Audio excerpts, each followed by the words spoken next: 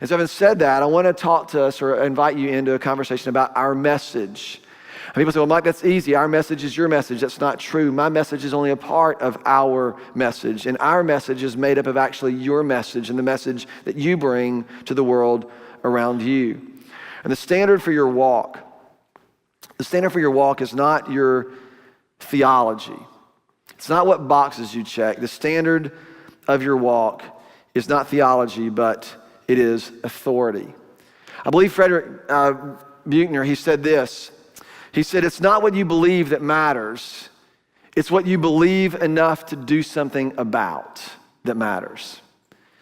And so here's the reality to this, is that the things that you do something about actually reveal the things that you really believe deeply. Everything else is just sort of intellectual assent or a nod to.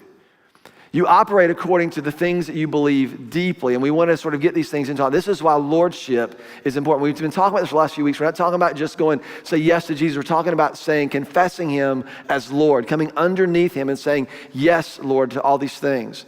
In fact, I've been thinking a lot about this because a lot of us, and I do this, there are things when I read the Bible and I sense that God's saying something or asking something of me and I don't fully understand it. My posture is one of obedience.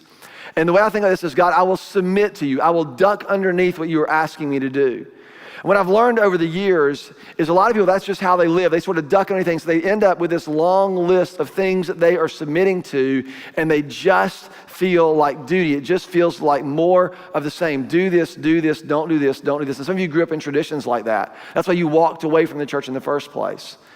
It's interesting when I've been looking over my life and I think about this, there are lots of things that I did not understand early on, and so I would submit to them. But submission is not the goal. It's not enough for you to just submit to what it is that God has asked of you. You want to buy into it.